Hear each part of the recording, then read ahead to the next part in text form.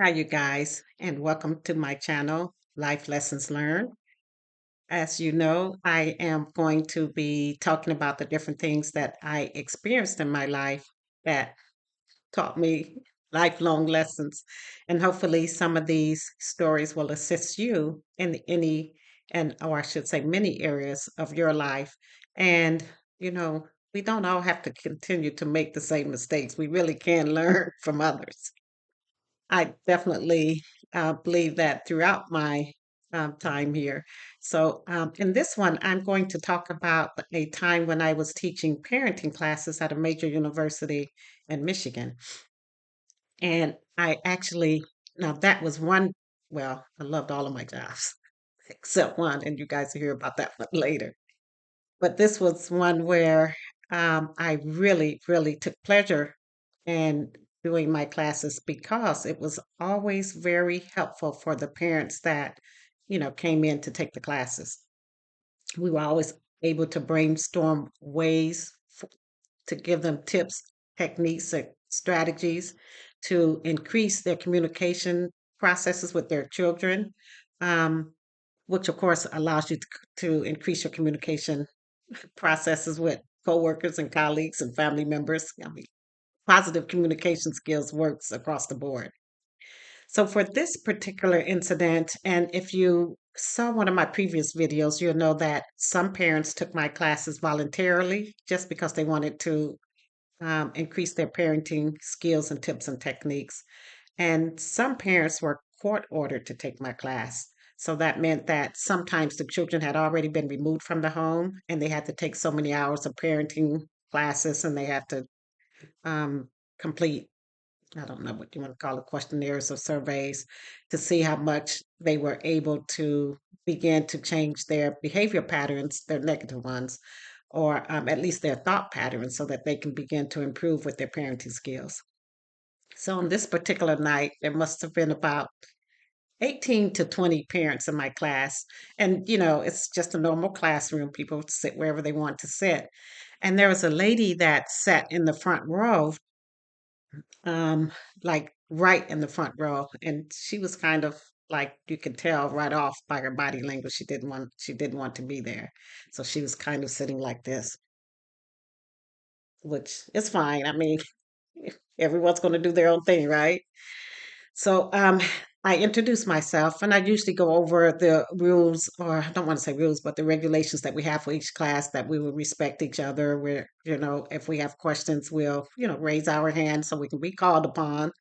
And if we have any kind of an input to give to the class, it would be done, in a respectful adult manner. So I introduce myself and, usually if the parents want to, I let them know that they can, go around the room and say how many kids they have or how old their kids were or whatever. Well, it got to her and she said, I don't want to share anything with any of you here. I'm only here because the court asked me to be here. So you go on and teach what you have to teach, and I'll come to all 10 of the classes I have to, but that's all I'm going to do. I'm just going to be here. I will not be participating. And that's fine with me because I always meet people where they're at. And if she just wanted to come to the class because she had to satisfy court requirements, I was okay with that. I mean, I'm going to still teach the class in the way that I need to teach it, and I'm still going to elicit participation from the people that want to participate. And some people, even if you're not court ordered, they may just say, I'm here because my spouse wants me to be here, or I'm here because I think I need help. So all of that is fine. So as I was going through some different scenarios that parents may come across, and this was, these parents could have children of any ages, so they could be grade school, middle school, or high school. And what I would do is have them share with me some of the issues that they were dealing with, or some of the challenges they may be having with their um, children, and then I would develop or come up with some kind of a strategy that they could use or a tip that they can use. Now, some of the things came from different workshop materials that I would use, and others came from my own program, my STEP program, Start to Exercise Personal Power, STEPP. So it was a combination for me of intuition and of really listening to what the parents were dealing with, hearing the emotions that they have, the passion that they have for the different topics that they were talking about, and really keying into how they really did want to improve with um, the family dynamics. So, finishing up with the class, people had raised their hands and asked, well, let me say this. I was about to finish up with the class. And throughout the class time, people would, ask questions or do things like that. And so at the end, when you actually have the, question and answer part, I said, does anyone have any questions? You guys, she was the first one that raised her hand. Okay. So just as, I like to have light camaraderie with all the participants in the class, in the classes. And so when I saw her raise her hand, I said, I'm only talking to the people who are wanting to be here. And since you decided you didn't want to participate, I didn't think you would have any questions. And you guys, she broke out laughing. The classmates all burst out laughing. And she was like, you got me. You got me. Okay. I do have to admit, I thought when I came here, you were going to tell me you were going to have all of this information about, letting your kids run the household and you're counting them out and putting them in, time out. And she said, and I just wasn't in for any of that. But now, with the way that you've been interacting with the parents and everything, I can see that you really are working with where we're at and getting us to a different level. So she said, I really appreciate that. She said, still not sure what this class is going to teach me or anything, but like I said, I'll do the classes so you can sign my paperwork so my kids can be reunited with me. And that's fine. Sometimes we have a major goal that we're trying to get to. And so we have to do whatever we need to do to get to that point. So this parent, and she was a single parent of four kids, and she also talked about the other issues of that, the financial issues, the trying to have enough time for each of the kids, and sometimes you're just tired and wore out, and you don't do um, the type of parenting that you would like to do in the moment, and then you think about it later, and you're like, "Dang, I could have done this differently." So she continued to come to the class, and I have to tell you guys the exercises that I would give to the classroom, she would come in, each week, just a little bit earlier than the rest of the people. She would say stuff like, Miss Brantley, you know that one technique you told me to do with my 8-year-old? I said, that crap is not going to work. She said, I did it and it worked. She said, how do you guys know about child psychology?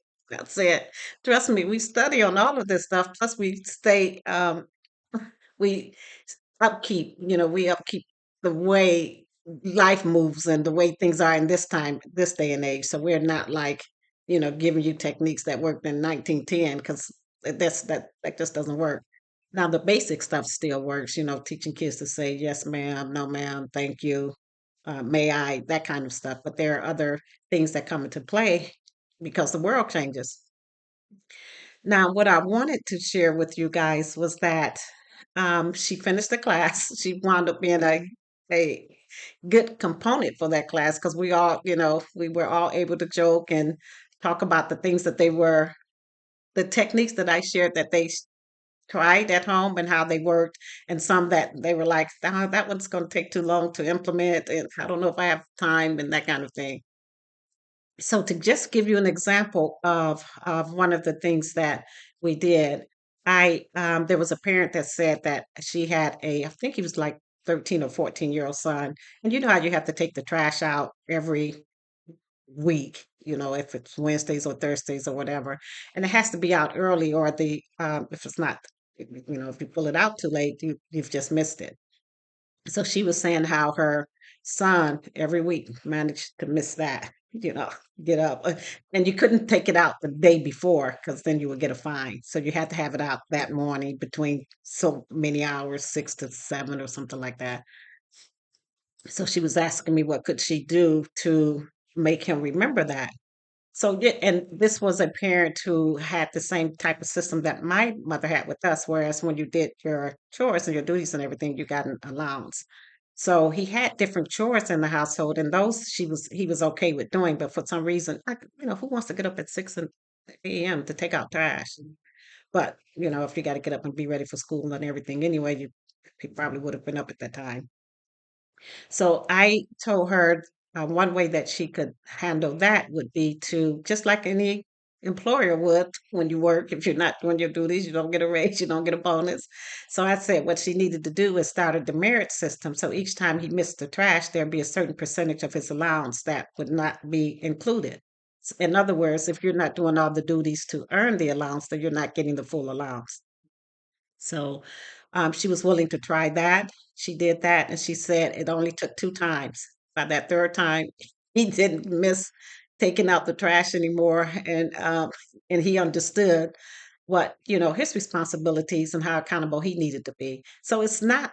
I mean, we didn't have like harsh punishment or things that just people wouldn't be able to try or relate to. It was something that I would give them 2 or 3 options, and I would ask them for their perspective and their point of view and what works for their family to choose, one of those, and then they could see which would work better for their families. So I say all that to say that this lady did not miss a class because she was court ordered. So if you miss, they do other stuff. And about 6 months after that class was done, I have new parents for each 10, I think it's 10 weeks, 10 or 12 weeks of classes. And I, not forgotten about her or anything, but once they're done with the classes, normally don't see the parents anymore. So I happened to be shopping with my three girls, and guess who I see? This parent. And she's like making a beehive over to me, which is fine. And so, my girls were like, "Ma, who was that?" And everything that we do in the parenting classes, it's confidential. Plus, these were little kids; they don't need to know who my students are. But anyway, she came over to me. She said, "Miss Bradley, I need to talk to you." I said, "Okay." And she had her kids with her, and she introduced her son to me, the one that she was having the most difficult time with. And I get it, as single parents, when it comes to sons, that's totally different than raising daughters. And I only have daughters, but I get it. So she introduced him to me, and he held out his hand to shake mine. He said, "Hi, Miss Brantley, how are you?" And I was like, "I'm fine." And then she told him to go back over and stand with his siblings for a second. And she said, "Miss Brantley, I hated having to take your class." She said, "But you know what? It was the best thing for me and my entire family." She said, 6 months ago or 7 months ago, there's no way I would have gotten him to smile, shake your hand confidently, and be pleasant. She said, "My whole family is totally different." She said, "And I hope that you do understand that even when people are court ordered, we do learn and we do grow." And I was like, "First of all, I already know that. I knew that when you came in with your arms folded, saying you were only here because the court had mandated that you be here." I said, "And I really did not judge you on that. I was thinking about your circumstances. You're a single parent. There's something that's going on with your family. Your children have been removed from the home. Of course, you're going to be angry when someone says, 'Okay, we're going to send you somewhere and they're going to teach you how to raise your kids.' That makes sense to me." I said, "So I never like, I just am not judgmental with parents in whatever situation they find themselves in for lots of reasons. The main one is we just don't have a tutorial on how to parent.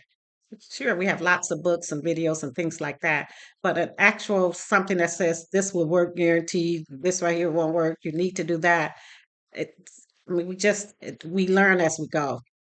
So I told her, I said, "But it is so nice, and I appreciate your coming over to me to tell me that because you could have just went on down to the egg aisles and purchased your eggs, okay?" I said, "So thank you so much. I appreciate that." So that was just one of the many, many stories that I'll only share a few during my parenting classes that I would like to share with you guys. There was one that, well, I can't say it didn't work out, but that one's for more, well, I can't say more mature audience. I'm only dealing with a mature audience.